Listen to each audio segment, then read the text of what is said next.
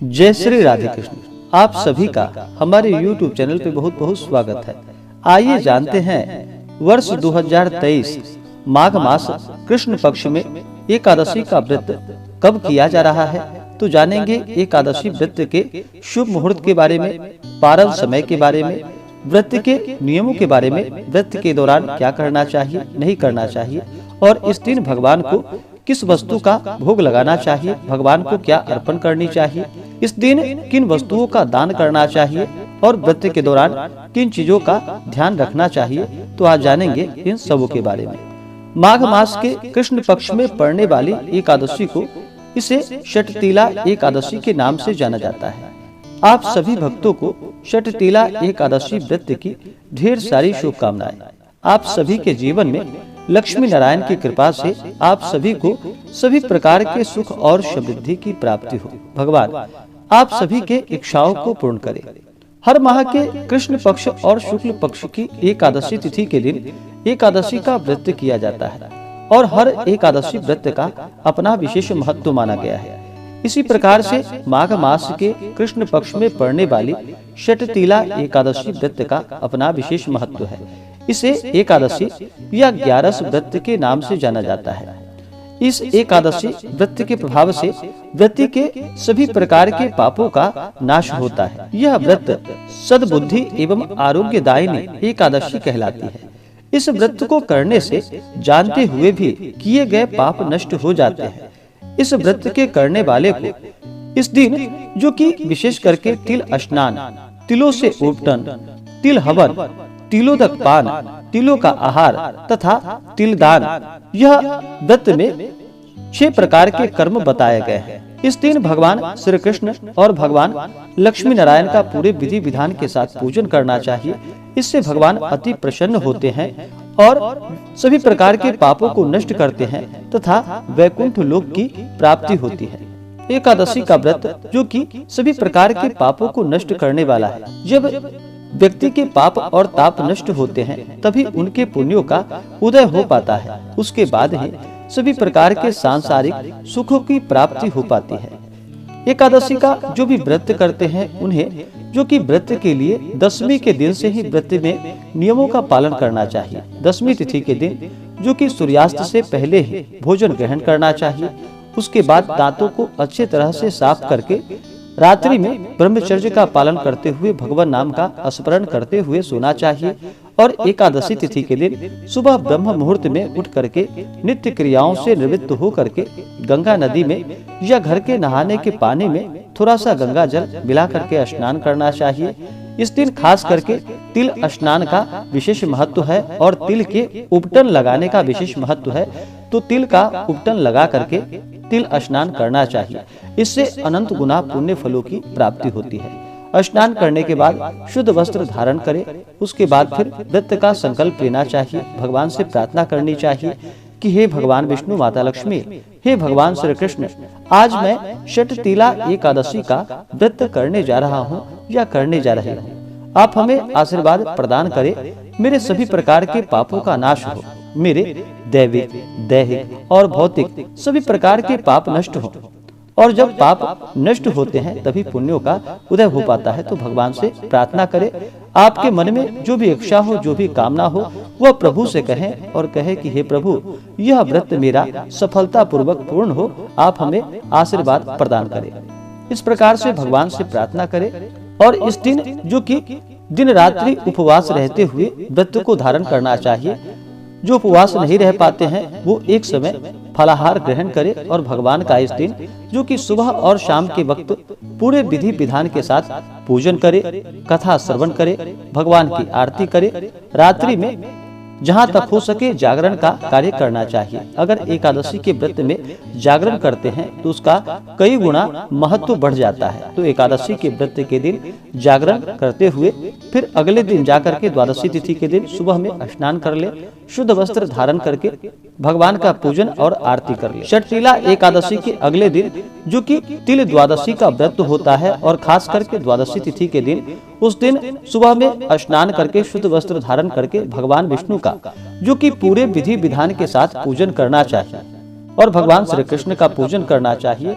और तिल द्वादशी के दिन जो कि भगवान को तिल के वस्तु का भोग लगाना चाहिए, तिल गुड़ मिला हुआ वस्तु का भोग लगाए, कुम्हाड़ा, नारियल और सीताफल आदि भगवान श्री कृष्ण भगवान विष्णु को अर्पित करनी चाहिए और फिर उन वस्तुओं का दान करना चाहिए।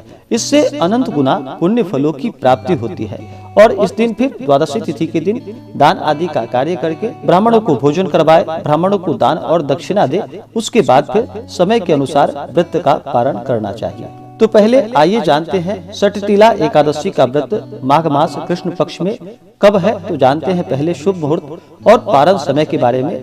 इसके बाद फिर जानेंगे व्रत के नियमों के बारे में। माघ मास कृष्ण पक्ष एकादशी तिथि प्रारंभ समय जो कि 17 जनवरी 2023 दिन मंगलवार शाम 6:06 और एकादशी तिथि की समाप्ति होगी जो कि 18 जनवरी 2023 दिन बुधवार शाम 4:04 पे। तो हमें शुद्ध रूप से जो सूर्योदय व्यापनी और द्वादशी युक्त एकादशी के लिए जो समय प्राप्त हो रहा है वह समय 18 जनवरी 2023 दिन बुधवार को प्राप्त हो रहा है। तो 18 जनवरी को एकादशी का व्रत रखा जाएगा और एकादशी व्रत का पारण जो कि 19 जनवरी 2023 दिन गुरुवार को व्रत का पारण किया जाएगा। एकादशी व्रत का पारण जो कि हरिवासर समाप्त होने के बाद करना चाहिए और हरिवासर का जो समय होता है वह समय द्वादशी तिथि का पहला चौथाई हिस्सा वह हरिवासर का होता है। तो हरिवासर समाप्त होने के बाद व्रत का पारण करना चाहिए और द्वादशी तिथि की जो समाप्ति है 19 जनवरी 2023 दिन गुरुवार को वह समय जो कि दोपहर 1:19 पे द्वादशी तिथि की समाप्ति है 19 जनवरी को।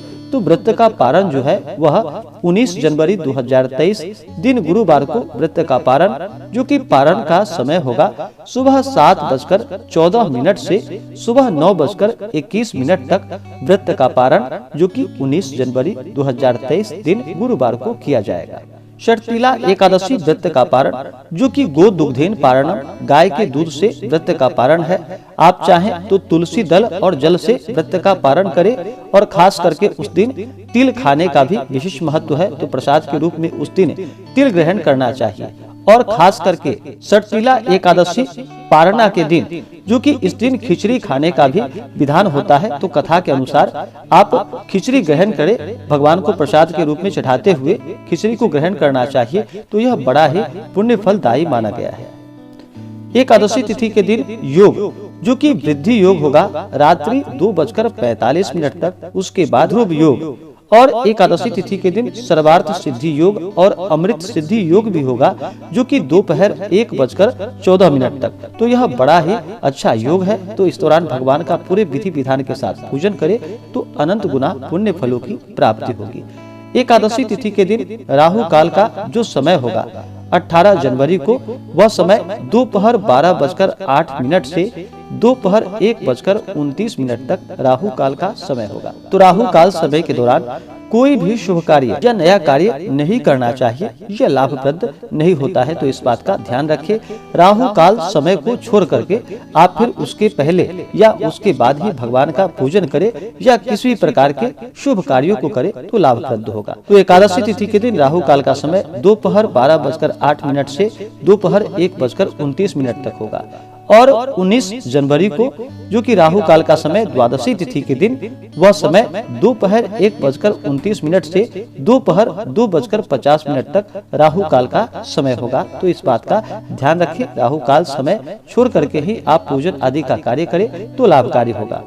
एकादशी तिथि के दिन सूर्योदय का समय जो कि सुबह 6:45 और सूर्यास्त शाम 5:31। जो भी व्रत को धारण करने वाले हैं उन्हें एकादशी व्रत के दौरान जो कि कुछ बातों का ध्यान रखना चाहिए। जो भी एकादशी का व्रत करते हैं उन्हें एकादशी व्रत के दौरान जो कि किसी के ऊपर क्रोध नहीं करनी चाहिए, अपने मन में किसी के प्रति ईर्ष्या या द्वेष का भाव नहीं लाना चाहिए। व्रत के दौरान ब्रह्मचर्य का पालन करना चाहिए, किसी से कटु शब्द नहीं बोलनी चाहिए, अपने से बड़ों का सदा ही आदर और सम्मान करना चाहिए। महिलाओं का बिल्कुल भी अपमान नहीं करना चाहिए। जहाँ पर भी महिलाओं का अपमान होता है वहाँ से माता स्थिर लक्ष्मी रुष्ट होकर चली जाती हैं। तो महिलाओं का अपमान नहीं करना चाहिए और पूरे श्रद्धा भक्ति भाव के साथ ही व्रत को धारण करना चाहिए। व्रत के लिए अगर मन में अश्रद्धा हो, अविश्वास हो, तो उस व्रत को नहीं करना चाहिए, वह व्रत निष्फल ही माना जाता है। तो पूर्ण श्रद्धा भक्ति भाव के साथ और प्रभु पे विश्वास रखते हुए ही व्रत को धारण करते हुए पूजन आदि का कार्य करना चाहिए। षटतिला एकादशी व्रत के दिन, इस दिन खास करके तिलों के दान का बड़ा ही विशेष महत्व माना गया है। इस एकादशी के व्रत में षटतिला यानी कि इसमें 6 प्रकार के कर्म बतलाए गए हैं। इस एकादशी के व्रत में जो कि तिलों के जल से स्नान करना चाहिए, पिसे हुए तिलों का उपटन लगाना चाहिए, तिलों का हवन करना चाहिए और तिल मिला हुआ जल भी इसमें पीना चाहिए, तिलों का दान करना चाहिए और तिलों से बने हुए जो भी वस्तु हो तिल और गुड़ मिला करके उसका भोग भगवान को लगाना चाहिए और उसे प्रसाद के रूप में इस दिन अवश्य ही ग्रहण करनी चाहिए। इससे अनंत गुना पुण्य फलों की प्राप्ति होती है। एकादशी के दिन जो कि चावल ग्रहण नहीं करने चाहिए। एकादशी के दिन परिवार के सदस्यों को भी ध्यान रखना चाहिए, इस दिन चावल ग्रहण ना करे और घर में जो कि तामसिक वस्तुओं का प्रयोग बिल्कुल भी ना करे। मांस, मदिरा, लहसुन, प्याज आदि का प्रयोग किसी भी परिवार के सदस्य को भी नहीं करना चाहिए। घर में पूर्ण स्वच्छता का ध्यान रखते हुए घर में इस दिन कलह आदि नहीं करनी चाहिए। घर में अगर लड़ाई झगड़ा हो परिवार में तो मतभेद इस दिन बिल्कुल भी नहीं करना चाहिए। पूर्ण शांति और भक्तिमय वातावरण बना करके इस दिन रखनी चाहिए। और एकादशी व्रत के दौरान अगर माताएं बहनें मासिक धर्म से होती हैं तो उस दौरान जो कि पूजन आदि का कार्य नहीं करना चाहिए। केवल आप मन ही मन भगवान का स्मरण करें और व्रत के दौरान जो कि आप उपवास रह सकते हैं, लेकिन पूजन आदि का कार्य बिल्कुल भी नहीं करना चाहिए।